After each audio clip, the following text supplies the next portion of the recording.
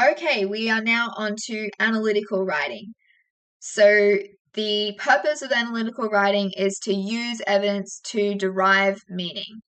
So, you'll be taking quotes and examples from a text and analyzing them to find out how audiences are positioned to think and feel and react. Usually, we have a pretty rigid structure for analytical writing, so it's a lot different in that way to creative writing, where we do have more flexibility. So you've got your introduction, your body paragraphs, and your conclusion. Usually you've got 3 body paragraphs, and you have a formal sort of tone and style with your language. And the aim is to use your analysis to prove an argument. So it does have some sort of parallels with persuasive writing, but it's less emotional than that. It's more formal. So oftentimes we think of pathos in our persuasive writing, which is bringing in our emotions, ethos, pathos, and logos. I guess the analytical writing is about the logos aspect with logic and reason to support what we are arguing. Where you'll find it, this, of course, is your external exam, what it all comes down to at the end of year 12, and you've probably already done analytical writing in year 11 to build up towards this as well. Okay, reading the whole book. I've already mentioned a few benefits, but here are a few more to try and convince you of the value of reading the whole thing. So, having all of the facts, being able to understand the relationships, the character development, just the time period and everything. Identifying the motifs and the callbacks, finding the quotes that aren't talked about in class or that you can't find online. So one thing that I was taught at school that was really helpful was that you want to have a bank of quotes that are diverse, in that some of them will be those sort of more common quotes that you see all the time. Ultimately, they're common for a reason, they're popular for a reason. You can usually use them in lots of different ways. They're sort of flexible like that, which is really helpful to have in an exam where you have to memorize quotes. It's good to make them ones that are flexible to be used for lots of different questions. But at the same time, to really show your knowledge, you want some quotes that aren't common. There are plenty of quotes out there that you're not going to find so much online, or they won't be spoken about in class, that are equally as good. They could perhaps be even more sort of versatile, or they could just be really strong evidence that you can use for particular questions. So you can find those when you read the whole text. Having a solid understanding of the author's message and style, being able to identify structural evidence alongside the aesthetic evidence, and much more as well. One of them is just confidence. Reading the whole text is going to give you a whole bunch more confidence. And I mentioned earlier as well that I suggest reading the book more than once too. For my external exam, I read Macbeth 3 times. So you can think of it as the first time is just you getting your bearings. You're just getting through it with understanding things and what's happening in general. The second time is where you can think more about the actual quotes, understanding better in terms of the meaning. The first time round, it's probably pretty difficult to get straight to understanding what it all means, particularly with texts that are sort of older, that use complicated Old English language. So the first time round, you're just understanding what's happening, learning the story. The second time, you can think about building up your quote bank, building up your analytical kind of thoughts and understandings. And if you read it a third time, then that's even better as well. And you can just keep building on those quotes and that analytical understanding. Some more things. So annotations. When you're reading the text, so you could have, depending on your school and your sort of situation, you may have a digital copy, which is helpful, or you may have a print copy. So obviously, if you've got a library kind of book, then you won't be able to annotate. But oftentimes you will find that you can find online versions of things, sort of PDF downloads. So if you can try and find those and have annotations of those.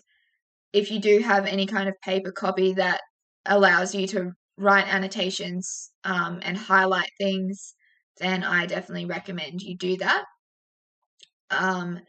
You can highlight quotes. You can easily see repeating symbols and themes and settings.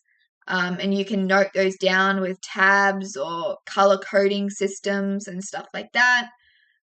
You can have analysis in the margins ready to use later. So sometimes we have an idea that occurs to us when we sort of have an epiphany about what something may mean. Maybe if you're reading it as a class, which is something that we used to do at school, maybe your teacher may pause to explain something, and just writing that down straight away is very valuable. It's like I was saying earlier, if your teacher is going through a task sheet, writing down little things that they say that are helpful. Sometimes those things are really, really valuable when it comes to actually doing a task. Linking ideas that you've got noted down, and then important sections and dialogue and character development are easy to find. When you have a whole text that you've read, potentially hundreds of pages, you want things to be easy to find, so doing annotations is a great way of ensuring that. Class notes. So again, this sort of relates to that idea of anything that your teacher says, writing those things down, keeping track of different perspectives and opinions. You may have class discussions about what things mean, and different sort of analytical takes on different things. So you can note those things down in your class notes. It also promotes paying attention and participation when you take notes in class. It's forcing yourself to stay on task, to absorb what you're being told and write it down in your own words or in a summarized format. You can have your thesis ideas and your analysis and quotes all organized and formatted. And it keeps your work all in one place. Something that some students may not be familiar with is the idea of searching in a document. So on a PC, the shortcut is Control F, which brings up a search bar if you're in Word, in PDF, in Google Docs, those sorts of things. Just on a website, any of those things, Control F is going to bring up a search bar, and you can search for keywords. It's very, very helpful. I think I probably use it every time I'm on a device of any sort. And so making sure that you're formatting things in a really organized way, using your headings, and everything can help you then search for things later, and it saves you a whole bunch of time. So just one example of that is in your external exam, you may be wanting to remember the act and scene that certain quotes are from. And so just when you find a quote, also writing down where it was from as well is something that I recommend. Bringing all the detail that you can to begin with the first time round is great, so you don't have to go back later and figure things out. It's the same idea with referencing when you're doing in-text referencing for any kind of assignment. Okay, practice essays and analysis. So you can practice your timing. You can see this is how long I should be spending on this aspect. X number of minutes into the exam time, I should be up to this stage. You can really monitor yourself and keep yourself on track. You can practice your synthesis of information, your analysis techniques with word choice, all of your sort of analytical verbs you want to include. This communicates this suggests, implies, all of those analytical verbs. You can improve your handwriting as well. So, of course, you can practice your essays and doing analysis just on your laptop.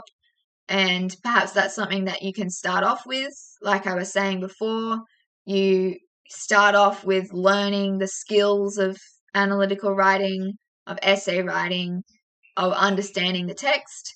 You can start with your laptop then. But then when you get into those exam conditions practices, you can really work on your handwriting when you're doing that. Because ultimately, if the marker can't read what you've written, then no matter how good it is, it's not going to matter in the end. So building muscle memory. So exam writing and analysis is easier. So you have just an automatic understanding of this is what I need to do in my introduction. This is how I can link paragraphs. This is sort of a word bank of all the really great analytical verbs that I like to include. You can tweak to fit your confidence level and time restrictions and proximity to the exam. So you can do it in different ways, on a laptop, on paper, dot point essays, full essays, all those sorts of things depending on where you're at. And there's many more benefits as well. Practice plans.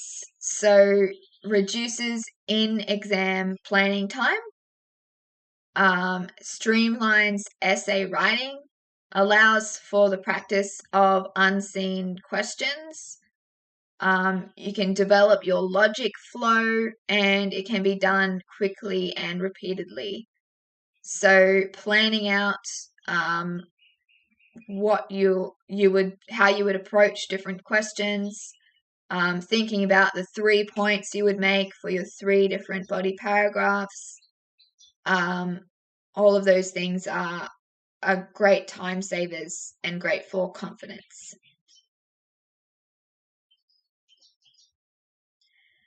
Quote books or quote sort of documents or banks. This is something that I really used for year 12 because, like I said before, you need to remember quotes. That's a really tricky thing that you need to do for your external exam, memorizing quotes. So, and choosing the quotes to remember, of course, is tricky too. So,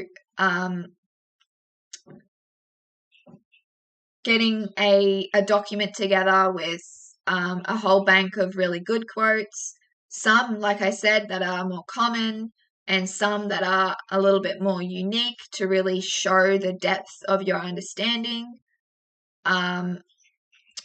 You can format this in a really good way to include some analysis as well.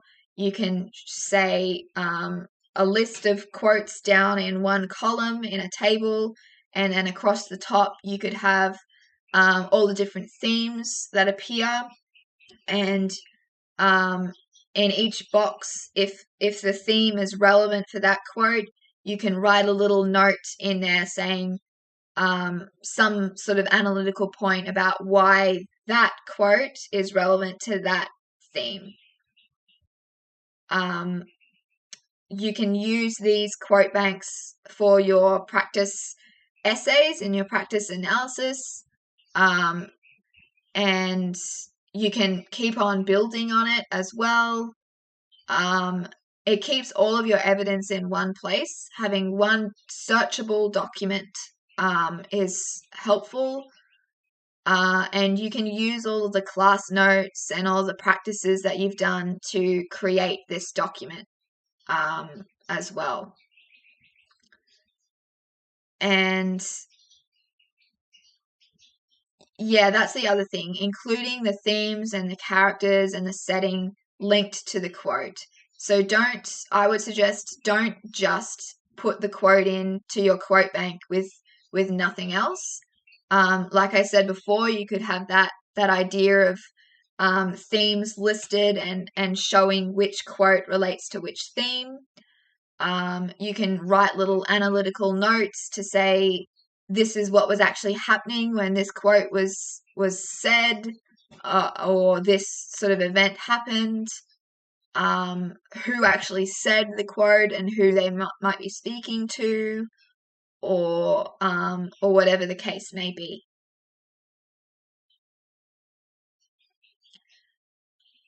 Okay, logic. So using a macro flow is one way of getting that flow that we were speaking about earlier. That's really important. So a rut that students often fall into is having really great analysis, but then no clear links between points. And it just causes you to have an inarticulate and quite confusing and wordy essay. So to combat this, you could create diagrams that are called logic flows, and they can help you build that strong essay with that clear thread woven throughout, and that thread being your thesis and the actual point that you're getting across. So logic flows can work in two different ways. You can have a micro flow, where you've got one point, and it helps you to step through your analysis to meet your intention, supporting that thesis, all like micro because it's just one point for one kind of body paragraph. And the macro flow is that bigger picture, the skeleton for the entire essay. And so that's the wide lens that we'll look at now that is helpful to use to structure and make your whole essay flow. So you need the following to build your macro logic flow. A thesis, of course. So it's the skull and the spine of your essay. So the spine really tells us it's throughout the whole thing. It's what you start with, and it's what is woven throughout. Everything connects to it, and without it, your essay is paralyzed. So keep thinking when you're writing, everything that you write, every analytical point, every quote you choose in your body paragraphs, it's actually got to answer and be related to the thesis. So make that obvious. If you're arguing a certain thing, then explain why your analysis proves your point. And then the points themselves, so they correspond to your paragraphs and they connect all of the evidence together. So in your introduction, you should have your signposting, which just means you're introducing what your 3 points will be for your 3 paragraphs, and you would have your thesis. And then the points themselves, usually the order that you introduce the points in your introduction is then the order that you use for your body paragraphs. So the first thing that you introduce in your introduction is then the first body paragraph. So your basic points will be coming in the form of those topic sentences that you have in your finished essay. That should be telling the reader exactly what is in each paragraph. So don't make the mistake of not having a topic sentence, or making your topic sentence not the first sentence. So some students fall into this idea of giving a bunch of sort of random context at the start of a paragraph, whereas you like talking about the time period or the author or something, but you're thinking about the paragraph and what it's about, and that's the topic sentence, the basis of the topic sentence. Your evidence, of course. Evidence is the limbs in your essay. So without it, your essay won't get very far because you don't have anything to actually support what you're arguing. So evidence can come in the form of key quotes, or key stylistic devices in the text. It could be dialogue or description or characterization. Anything can be used, but it has to just work to prove your argument. So relevance is key. The basic analysis and audience positioning, if audience positioning is relevant. So when you have a quote, it's great that you've got a quote. It's great that you've remembered a quote and you have that knowledge. But it's one thing to just remember quotes, and it's a whole other thing to really understand them. So you need to show that you can analyze the quotes to actually explain why they support the points that you're making. You can't just expect the reader to read it and go, yep, I understand, that's why this quote supports the thesis. You need to make that clear yourself. So you're peeling back the layers to examine what the author really means by different things. And then if you need to talk about audience positioning, then it's how does that position the audience to feel? What position do they take up? Do they agree with it? Do they disagree? That kind of thing. Then your closing statements at the end, defeats. So the essay isn't complete without those. Logic has the most strength when it's continued right through to the very end. So your conclusion should still have a really clear link to your thesis. It should be really obvious that you've argued your thesis when you reach your conclusion, because it should all be that circular idea. You should all start off with one idea, go around in that circle of looking at detail and evidence, and then your conclusion brings it all back together. Here is a bit of an example of how you can use a macro flow with this diagram here. So the best way to do it is to draw it physically. So if you've got some paper, you can do a quick sketch with notes and arrows. And it should look a bit like a flow chart with lots of connecting branches. So you would start with your thesis, underlying the most important words in it as well. And then you should try and repeat those words to make your argument really clear. Below your thesis, have topic sentences. They can just be rough topic sentences, but they need to be reflective of what the paragraphs are about. How does the point connect to your argument, and how will the evidence play into it? And branching off that, you've got your actual evidence itself, and usually you have 2 to 3 pieces of evidence. I usually went with 3, but it does depend on your specific situation. So generally you're going to have a little bit of context for your quote, then you're going to have the quote, then you're going to have the analysis, and then you're going to repeat that 2 or 3 times. Before that, you would have had the topic sentence, and then after that, you would have your concluding and your linking sentence or sentences. They can be 1 or 2 sentences depending on how you approach it. So evidence, analysis, so context, evidence, analysis, context, evidence, analysis.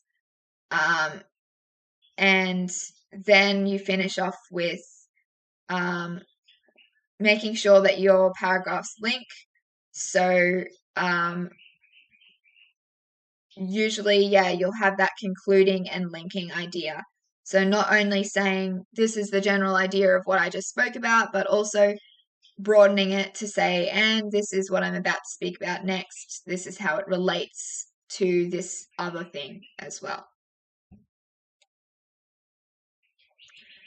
And once you're done, go back through and highlight where you have mentioned your thesis, either explicitly or implicitly.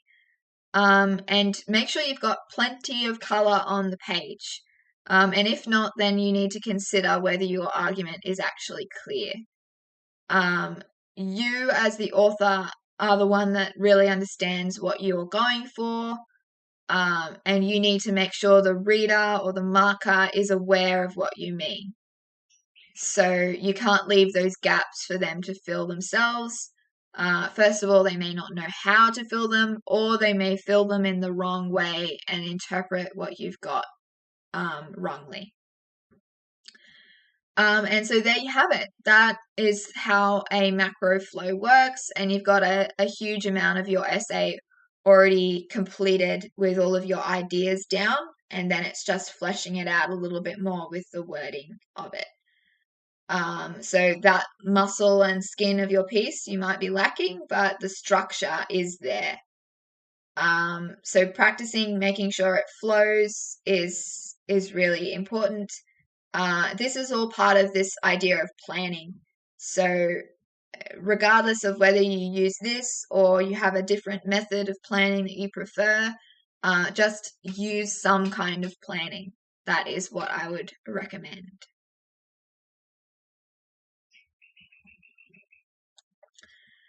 Okay, so a bit of a summary of the basic ingredients for analytical pieces.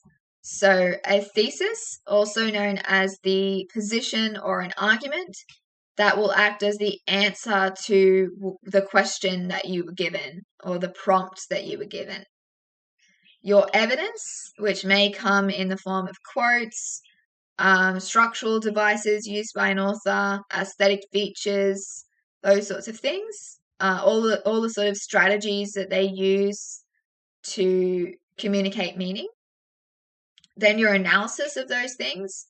You're unpacking things to actually look at what they mean, why it's relevant to what you're arguing.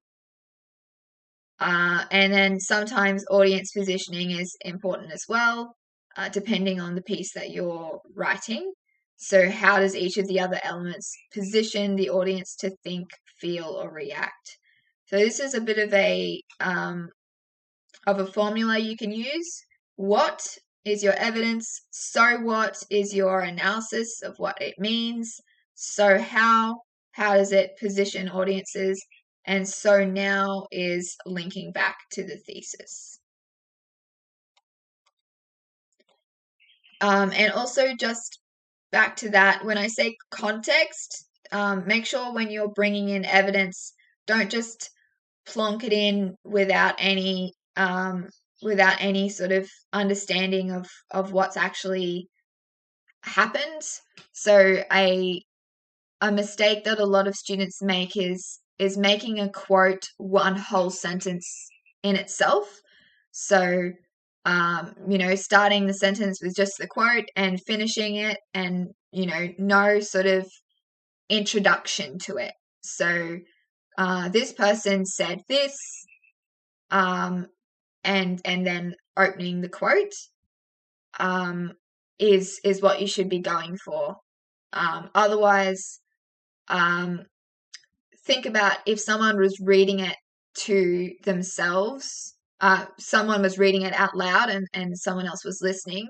If you just have a quote by itself as a sentence, people aren't seeing the quotation marks to know that it's a quote, so they're not going to really have that clarity when they're hearing it. When you introduce it properly, give some context and say, this person is saying this, then it shows greater knowledge and provides greater clarity.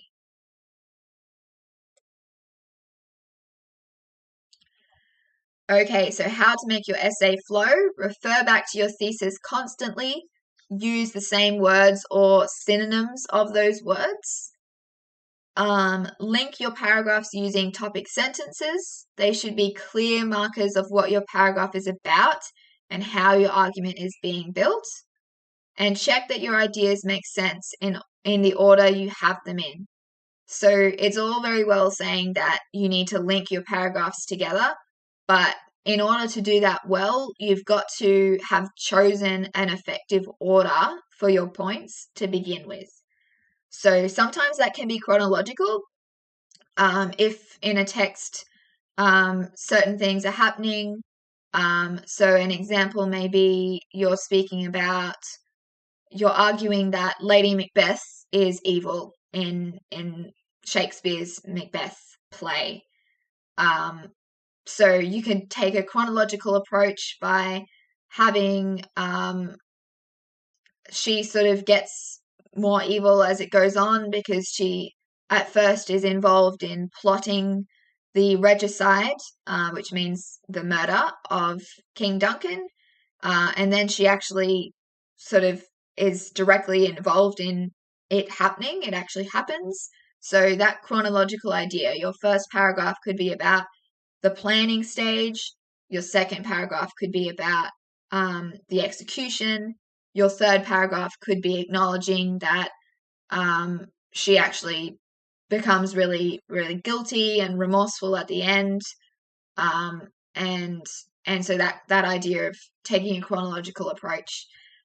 It's not always chronological. Sometimes there's better ways of doing it, but that's just an example of thinking about how it all makes sense to work together. Annotate your text well, highlight your quotes, mark characters and themes, and do basic analysis as you go. Practice analyzing key quotes in depth. Something that people sometimes fall into is just stating the obvious. Like just a quote says something and your analysis of it is basically saying the same thing in your own words.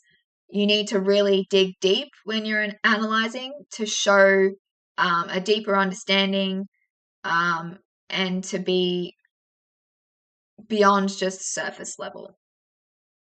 Plan your essay before you write it, of course. I can't emphasize that enough. So here is a bit of an example that you can read through in greater detail. And it follows that formula that we have seen. So you can see here what I meant before. In our second sentence, when confronted with the vulnerable Claudius in prayer, Hamlet evades the deed of killing him. And you've got a colon there to introduce the quote. If you don't want to have a colon, you could just have a different structure where you say, Hamlet states, and then open quotation. So that there's essentially two ways that I recommend introducing quotes, having that colon idea or just having some kind of says or stated or something like that. So I would encourage you to read through that in your own time to really see how it relates to that formula we've got at the bottom there.